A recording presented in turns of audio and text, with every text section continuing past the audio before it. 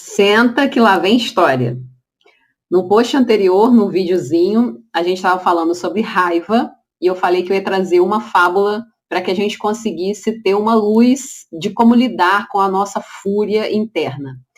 Também deixei uma postagem falando a respeito das máscaras, que muitas das vezes a raiva ela é uma defesa contra algo mais profundo.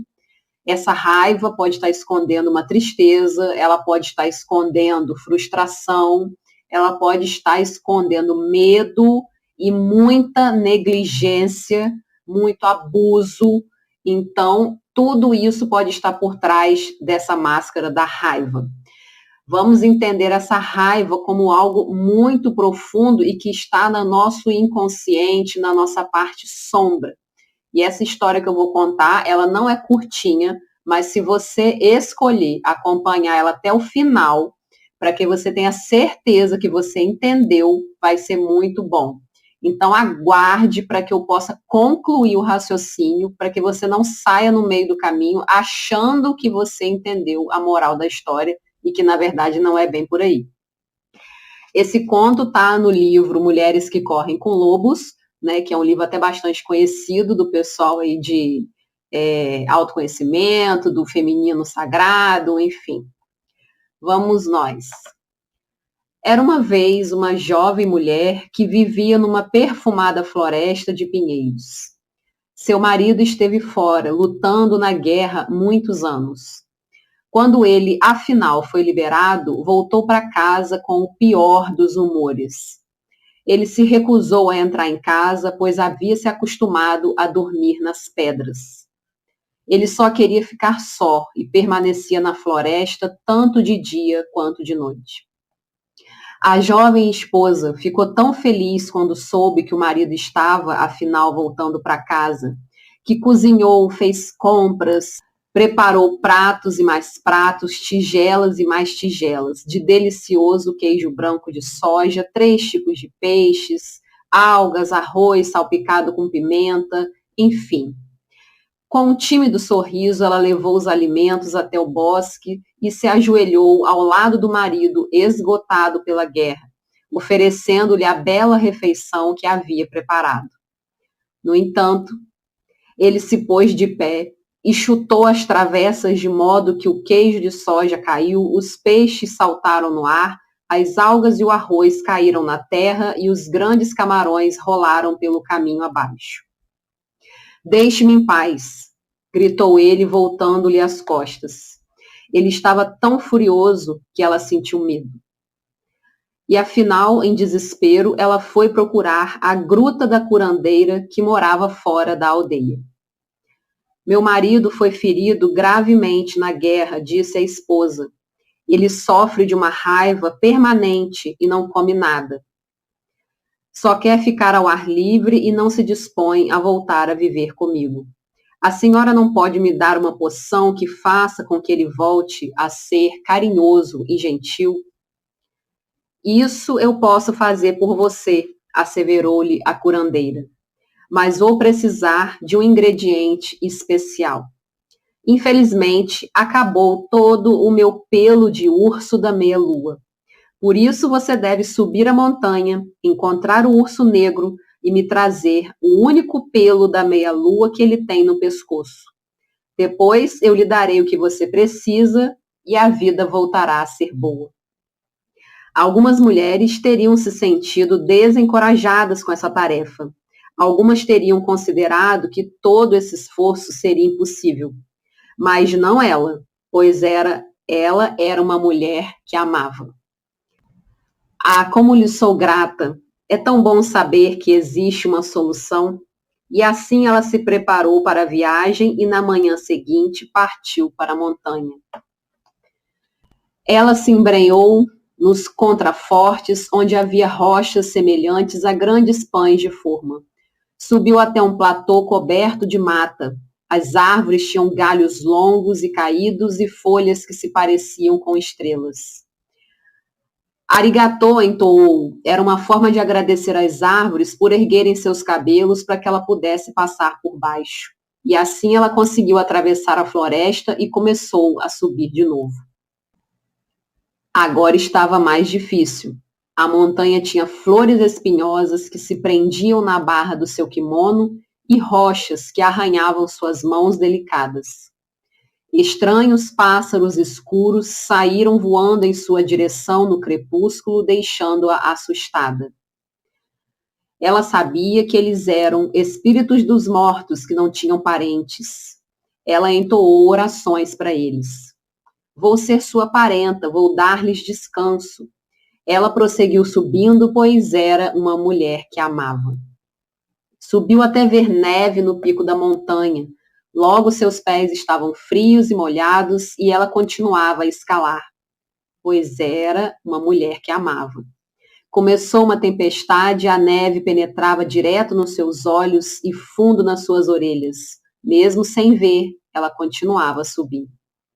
Ela procurou abrigo numa caverna rasa e mal conseguiu lugar para seu corpo inteiro. Embora tivesse uma bolsa cheia de alimentos, ela não comeu, mas se cobriu com folhas e adormeceu. Pela manhã, o ar estava calmo e plantinhas verdes começavam a atravessar a neve aqui e acolá. Ah, pensou ela, agora ao urso da meia-lua. Ela procurou o dia inteiro e, quase ao anoitecer, encontrou rastros de um urso. E não precisou procurar mais, pois um gigantesco urso negro passou pesadamente pela neve, deixando profundas marcas de patas e garras. O urso da meia-lua deu um rugido feroz e entrou na sua toca. A mulher enfiou a mão na trouxa e colocou uma tigela de comida que trouxera. Ela colocou a tigela do lado de fora da toca e voltou correndo para o seu esconderijo. O urso sentiu o cheiro de comida e saiu cambaleando da toca, rugindo tão alto que pequenas pedras se soltaram do lugar. O urso fez um círculo em volta da comida e farejou o vento muitas vezes e depois comeu tudo de uma só vez. O enorme urso foi andando de ré e sumiu dentro da toca. Na noite seguinte, a mulher agiu da mesma forma, servindo o alimento na tigela, mas dessa vez não voltou para o seu esconderijo, recuando apenas metade do caminho. O urso sentiu o cheiro da comida, saiu pesadamente e fez a mesma coisa da noite anterior. Muitas as noites continuaram dessa forma, até que ela teve coragem suficiente para esperar ainda mais perto da toca do urso. Ela pôs a comida e ficou esperando junto à abertura. Quando o urso sentiu o cheiro e saiu, ele viu não só a comida, mas também um par de pequenos pés humanos. O urso virou a cabeça de lado e rugiu tão alto que fez os seus ossos tremerem. A mulher tremia, mas não recuava. O urso se ergueu nas patas traseiras, estalou as mandíbulas, rugiu tanto que a mulher pôde ver bem o céu vermelho da sua boca. Mesmo assim, ela não saiu correndo. O urso rugiu ainda mais e estendeu seus braços como se quisesse agarrá-la com suas garras, suspensas como facas sob sua cabeça. A mulher tremia como uma folha ao vento, mas permaneceu aonde estava. Por favor, meu querido urso, implorou ela. Por favor, vim todas as noites de uma distância enorme em busca da cura para o meu marido. O urso voltou as patas dianteiras para a terra, fazendo voar neve, e olhou direto no rosto assustado da mulher. Por um instante, ela teve a impressão de ver cordilheiras inteiras, vales, rios e aldeias refletidos nos olhos vermelhíssimos do urso. Uma paz profunda caiu sobre ela e seus tremores passaram. Por favor, urso querido, eu venho lhe trazendo alimento todas essas noites. Será que eu podia ficar com um dos seus pelos da meia-lua do seu pescoço? O urso parou e pensou. Essa mulherzinha seria fácil de devorar. No entanto, de repente, se sentiu cheio de pena dela. É verdade, disse o urso. Você foi boa para mim. Pode ficar com um dos meus pelos, mas arranque-o rápido, vá embora e volte para sua gente. O urso ergueu seu enorme focinho para que aparecesse a meia-lua branca no seu pescoço, e a mulher viu ali a forte pulsação do seu coração. A mulher pôs uma das mãos no pescoço do urso e com a outra segurou o único pelo branco e lustroso.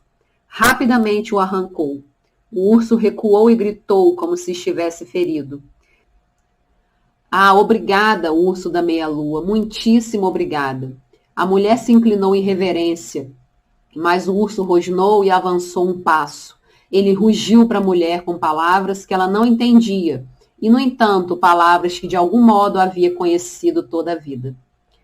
Ela se voltou e correu montanha abaixo com a maior velocidade possível. Embora suas roupas estivessem esfarrapadas, seu cabelo desalinhado, seu rosto sujo, ela desceu a escada de pedra que levava até a aldeia, seguiu pela estrada de terra, atravessando a cidade, até o outro lado, e entrou na cabana onde a curandeira estava sentada, cuidando do fogo. Olhe, olhe, consegui, encontrei, conquistei um pelo do urso da meia-lua, gritou a jovem mulher. Que bom, disse a curandeira com um sorriso. Ela examinou a mulher atentamente, pegou o pelo de um branco puríssimo e o segurou perto da luz. Ela observou o longo pelo com uma das mãos e o mediu com um dedo e exclamou. É um autêntico pelo do urso da meia-lua. De repente, porém, ela se voltou e lançou o pelo no meio do fogo, onde ele estalou, pipocou e se consumiu com uma bela chama laranja. Não! Gritou a mulher. O que a senhora fez? Fique calma. Está certo. Tudo está bem, disse a curandeira. Você se lembra de cada passo que deu para escalar a montanha? Você se lembra de cada passo que deu para conquistar a confiança do urso da meia-lua? Você se lembra do que viu, do que ouviu e do que sentiu? Lembro, disse a mulher, lembro-me muito bem. Então, minha filha, disse a velha curandeira com um sorriso meigo, volte, por favor, para casa com seus novos conhecimentos e proceda da mesma forma com o seu marido. Se você acha que você entendeu essa história, aguarde um pouco mais. A gente acaba imaginando que esse conto está falando de um casal, que ela passou por todas essas etapas para resolver algo dele. E, na verdade, esse conto nos diz de como nós devemos proceder com a nossa parte ferida. Este marido da história nada mais é do que a nossa sombra. É para que a gente aprenda a lidar com a nossa parte ferida, com a nossa fúria interna, com aquela parte nossa que não quer ver ninguém, não aceita nada, não escolhe nada e só quer ficar em isolamento, só quer distância. Foi por ela mesma que ela fez toda essa trajetória. E na medida que eu consigo acolher esta parte de mim, que na história está representada pelo marido, mais capacidade eu tenho de ter empatia, acolhimento, compreensão e generosidade com as partes feridas do outro. Então, este conto não é sobre sacrifício por outra pessoa. É pelo sacrifício por nós mesmos, para que nós possamos nos acolher, sermos generosos com a nossa parte que a gente julga quebrada. Quando você consegue acolher essa sua parte quebrada, você se torna verdadeiramente cura para os outros. E é isso. Espero que tenha sido interessante esse conto do Urso da Meia-Lua. Conta aqui para mim se você conhecia já essa história, se você conhece o livro Mulheres que Correm com Lobos, que eu pretendo trazer outros capítulos desse livro, que ele é muito interessante e muita contribuição. Até a próxima!